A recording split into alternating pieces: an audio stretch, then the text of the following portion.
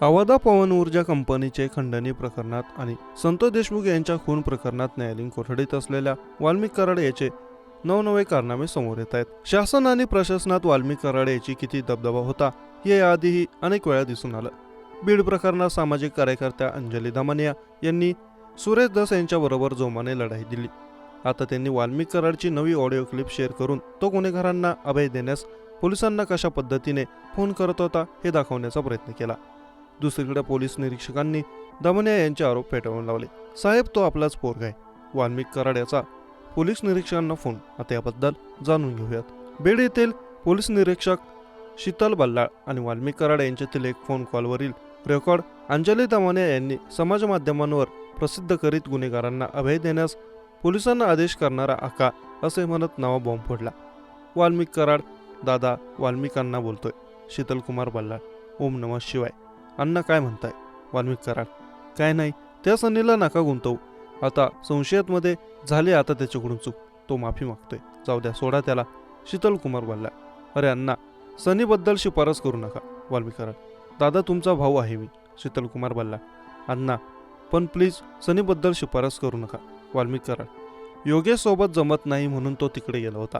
ते आपलंच पोरगा आहे, त्याला काही गोष्टीत मदत केली नव्हती म्हणून नाराज होता.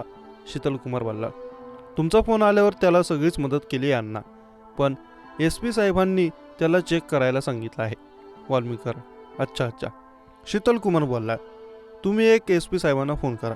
वाल्मिक कराड, मी SP साहेबांना बोलतो. वाटल्यास मी फोन केला असं तुम्ही SP साहेबांना सांगा.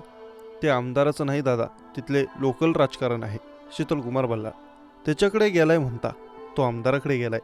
वाल्मिक कराड, दादा तिथलं लोकलचं राजकारण होतं म्हणून तिकडे गेलाय. शीतल कुमार बल्लाळ, अच्छा अच्छा. वाल्मिक कराड, माझ्यावर विश्वास ठेवून त्याला मदत करा. शीतल कुमार बल्लाळ, ठीक आहे अण्णा, ठीक आहे, काही हरकत नाही, ओके अण्णा. वाल्मिक कराड, चला ठेवतो, ओम नमः शिवाय. हे वाल्मिक कराड आणि शीतल कुमार बल्लाळ यांचं फोनवरील संभाषण होतं. फोन कॉल व्हायरल झाल्यानंतर पोलीस निरीक्षक शीतल कुमार बल्लाळ काय म्हणाले ते पाहूया. दुसरीकडे पोलीस निरीक्षक शीतल बल्लाळ यांनी या संदर्भातील आरोप फेटाळले आहेत. बनावट चलनी नोटा प्रकरणात सनी आठवले याचा सहभाग आढळून आला असून तो या प्रकरणात अडकला आहे. बाहेर राहून अशा प्रकारचे कॉल रेकॉर्डिंग व्हायरल करून पोलिसांना दबाव निर्माण करण्याचा त्याचा प्रयत्न आहे. परंतु अशा फोन रेकॉर्डिंगचा काही फायदा होणार नाही, तो माझा आवाज नाही, अशा शब्दात आपल्यावरील आरोपांचे खंडन करून आरोपींवर सायबर ॲक्ट खाली आम्ही गुन्हा दाखल करतो आहे, असे पोलीस निरीक्षक शीतल कुमार बल्लाळ यांनी सांगितलं होतं. ही क्लिप समाज माध्यमांवर व्हायरल होत असून वाल्मिकचा प्रश्नावर मोठ्या प्रमाणावर दबाव होता असे दिसून येते. परंतु वाल्मिकने फोन केल्याचे आणि त्याला मदत करण्याचे आश्वासन असले प्रकार खोटे आहेत असे सांगत होणाऱ्या आरोपांचे पोलीस निरीक्षक शीतल कुमार बल्लाळ यांनी खंडन केलं होतं. व्हायरल झालेल्या ऑडिओ क्लिपमधला आवाज अगदी माझ्यासारखा आहे, पण संबंधित ऑडिओ क्लिप बनावट आहे आणि फेक आहे. AI वापरून संबंधित ऑडिओ क्लिप बनवली गेल्याचा दावा पोलीस निरीक्षक बल्लाळ यांनी केला. बीडच्या परिस्थितीचा दुर्दैवाने काही लोक फायदा उठवू इच्छितात.